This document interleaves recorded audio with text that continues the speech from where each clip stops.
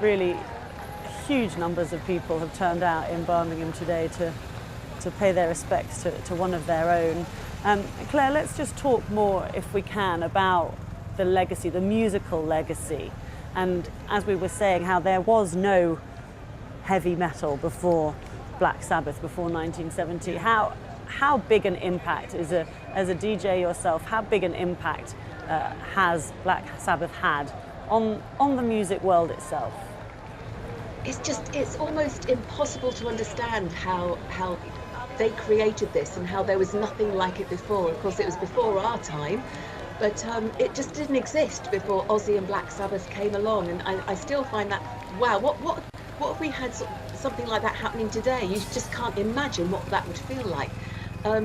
So yeah, for people who lived through it, people who discovered Black Sabbath in the late 60s, this is going to be a monumental occasion for them, because this has been their life. Ozzy has always been there for us. He's always existed. Black Sabbath has always been there. But the fans, right at the beginning, there was nothing. And then there was Ozzy and Black Sabbath. So yeah, I think we can't get away from how important that was to fans. And again, we go back to the city of Birmingham, because before then, proudly working class, it was an industrial city. Life was hard, sometimes bleak, and out of that came this hard, bleak, horror-tinged music that changed the lives of so many. Really, I think that's the thing, it changed people's lives. Hearing this sound that you've never heard before, that actually might have been quite, I don't think I like that, that's quite scary, but once you heard what they were singing and the chord progressions, everything about the music was just mind-blowing. And yeah, there was no heavy metal, and then there was Black Sabbath, and I think that is just incredible. And again, just looking at this procession here, just looking at the cortege, it's just, I wish I was there for a start. I think Ozzy would have loved this, and I wondered, again, as you said, he didn't really think he would make it this long after, the life he had led. But he always said that music saved him. Music was his life. Music kept him going. If it wasn't for music, there'd be nothing. So all this and seeing the band leading the procession, he would love this. Absolutely love it. You were talking about the way that people sort of felt like they needed it. These guys, he called them, the four local lads. They were of the people. They were genuinely, doing music for people, around them, for their sort of people. It wasn't some constructed band. I mean, it was in a way, in the sense that he looked for other bandmates, didn't he? It wasn't like they were sort of brothers or friends that got together, but it was like they were representing the people they were playing the music for. Yes, very much so.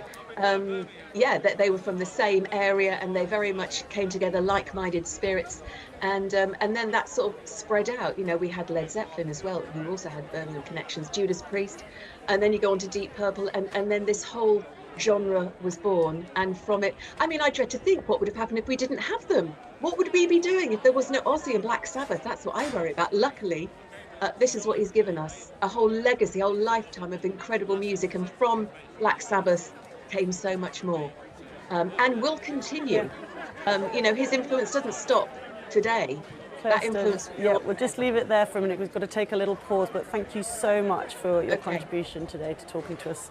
It's been a real privilege. Claire Sturgis, DJ, former host of the BBC Radio 1 rock show. These are the images of Birmingham paying its respects to Ozzy Osbourne.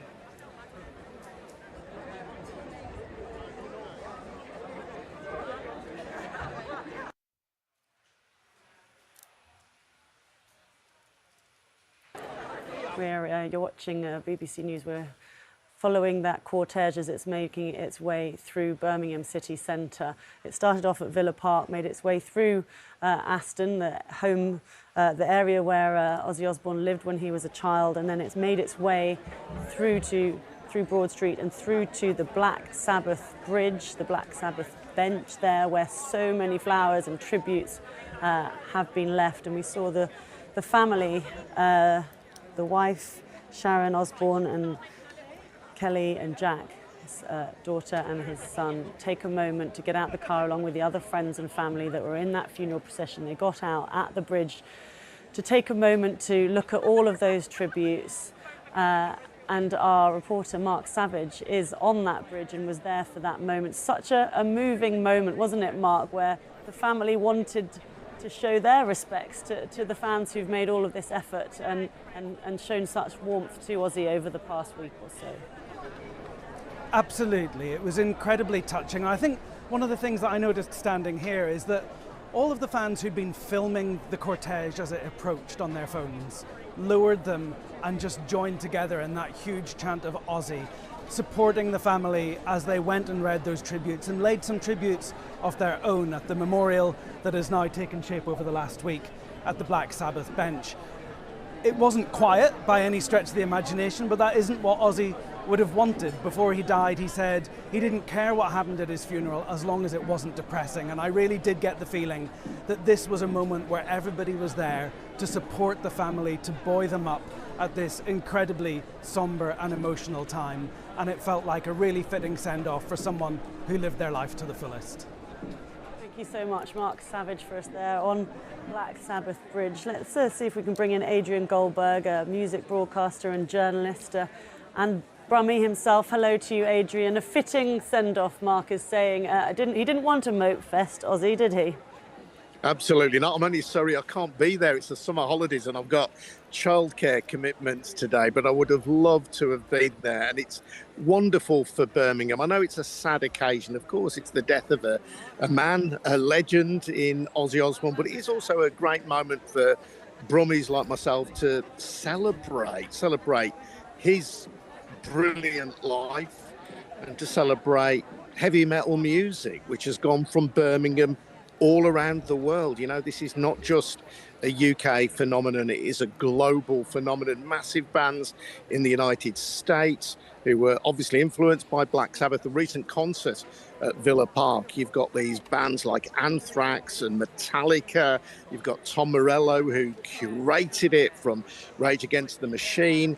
You've got a whole massive heavy metal scene in Brazil, for example. So I think it's just a moment for Birmingham to reflect. It's a place, Birmingham and the West Midlands is a place where we tend to be quite self-deprecating, quite down on ourselves, and don't perhaps quite appreciate what we've got. But I think that Black Sabbath and Ozzy Osbourne in particular have given the world a genre of music, and it's not many places that can say that. And as you've been reflecting, what a fantastic character. That farewell gig at Villa Park just a few weeks ago, 40,000 people in. Ticket prices were enormous, and there were a few complaints about that. It wasn't a cheap gig, but look at where the money went. It went to places like Birmingham Children's Hospital. It went to places like Acorns Children's Hospice in Birmingham.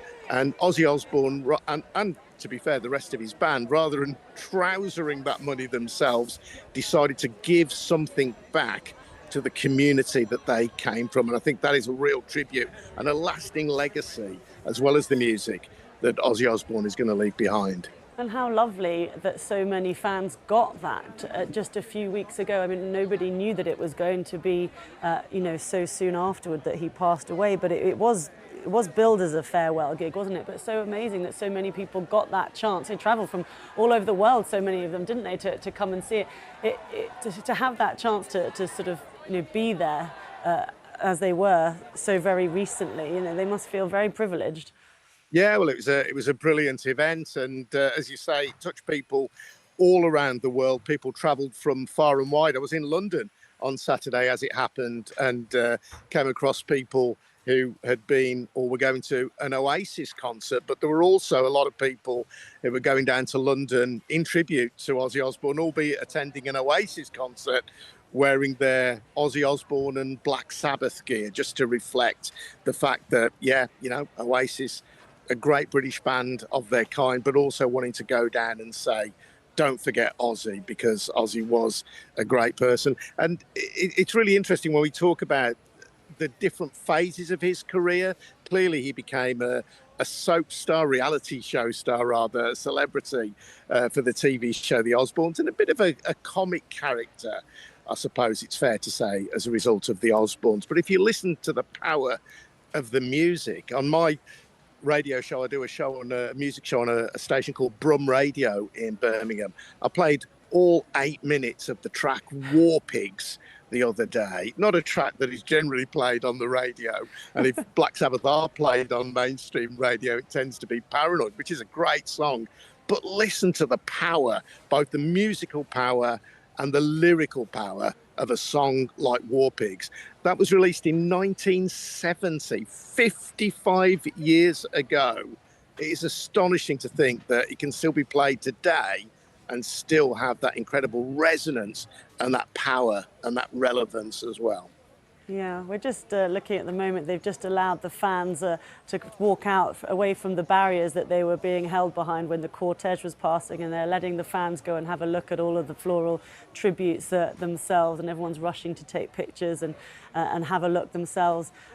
We can also show you the moment that the cortege stopped. This is the moment where the hearse stopped at the Black Sabbath bridge, and the family got out. As we were saying, Sharon Osbourne, his wife, there with her 2 children, leading the way, wanting to share the moment with the fans. She wanted to involve them in the day. It's going to be a private funeral later on, but they wanted to be a part of this with the fans, and they came over to have a look at all of those many tributes, and Sharon there laying her own floral tribute, and others there putting their floral tributes down among all the others that have been laid over the past 8 days. That sign in the background on the billboard saying Birmingham will always love you, with a picture of Ozzy Osbourne and a huge grin in the background there as his family take a look at those floral tributes before they got back in to the procession cars. And this is the scene now as they've cleared away, they've opened up the barriers so that the fans themselves can go and take a look and stand at what has become really a shrine to Ozzy Osbourne, that Black Sabbath bench on Black Sabbath Bridge, which has become this real focal point over the last few days. And Adrian, it's not just here in that area of Birmingham, is it? There's pointers to Ozzy Osbourne throughout the city, aren't there? I mean, you walk around and you really do feel it, haven't you? You've got the Ozzy the Bull at New Street Station, haven't you? You've got the Black Sabbath mural, haven't you, on Navigation Street? And then there's the Crown Pub. Do you know about the Crown Pub? Want to talk to us about that?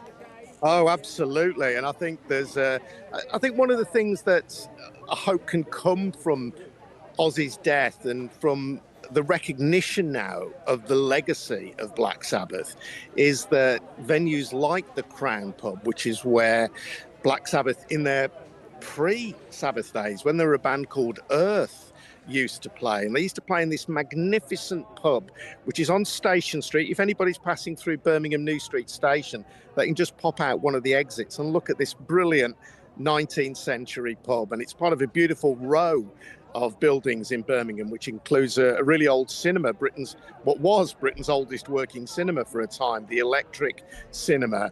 And unfortunately, much of that run now has been bought up in the case of the Crown Pub, where Ozzy started out.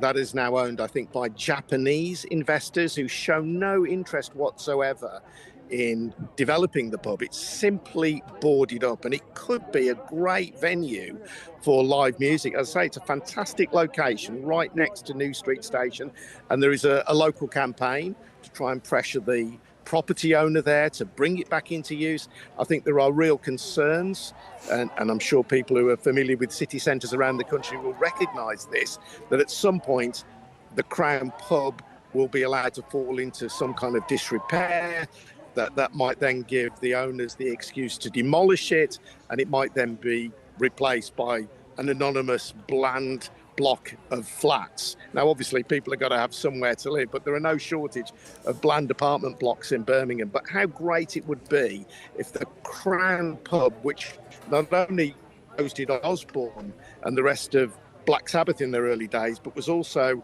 the scene of a very important punk scene in the early 80s as well, some of which grew out of the heavy metal legacy. Wouldn't it be wonderful if that could be brought back into use, become a home for new and emerging bands in Birmingham and the West Midlands, so that there was this physical legacy in the city centre? As you say, Black Sabbath and Ozzy are commemorated in murals all around the place. But wouldn't it be lovely if the Crown Pub, where Ozzy started out, were brought back into use and became a home for new and emerging music, and maybe touring bands as well? Because music's in us. People might not think of Birmingham as a musical city. It's a hugely musical city, and I think it'd be great to have this focal point as a home, a legacy for Ozzy Osbourne.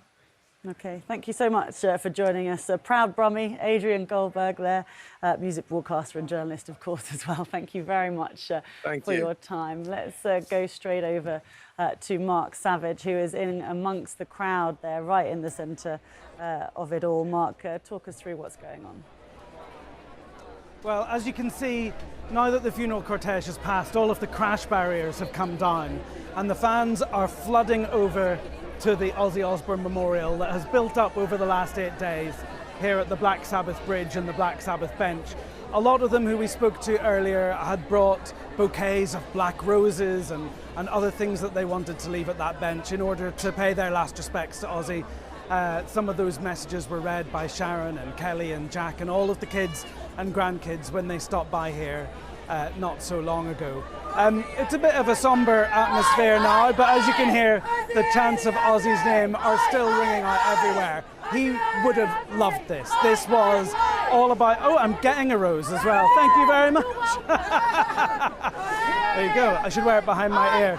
But this is what Ozzy would have wanted, a celebration of his life rather than a mourning of his death. He said before he died that if his obituary only said he lived, he died, he bit the head off a bat, he would be happy. And he said that he didn't even care what music was played at his funeral. He said it could be Susan Boyle and Justin Bieber as long as it wasn't depressing. And today has not been depressing. It's been somber at moments, it's been melancholy at times, but everybody's been here to support one another and to celebrate the legacy of someone who meant so much to metal music, to music fans, and to the city of Birmingham itself. I love that he said that about Susan Boyle and Justin Bieber. That's brilliant. I love that you've been given a rose. Quite right too. It was very moving, wasn't it? I mean, as you say, you know, you didn't want it to be depressing, but it was very moving to see Sharon and the family wanting to include the fans in this moment as well. And as you say, you know, he would have loved this, and their life, their whole family life, was lived out on TV for everybody to see. So it's quite fitting, really, isn't it? I suppose that at the end of his life, they were wanting to involve the public and the cameras just for a bit anyway. We know that the ceremony itself, the funeral itself, is going to be private, but it felt like, you know, expected in a way, I suppose, that they might want to do something like this. Absolutely, and of course, if you'd watched the Osbournes, the family that we saw here today were understandably not that kind of chaotic, argumentative, reality TV family that we all knew from MTV in the late 90s and early 2000s. They were very much still grieving. It's only been 8 days since Ozzy passed, and of course, nobody was expecting him to leave us so quickly after that final gig at Villa Park just 3 weeks ago, really. You know, although he was frail at that gig, he was still full of energy. He couldn't stand anymore because of the Parkinson's disease.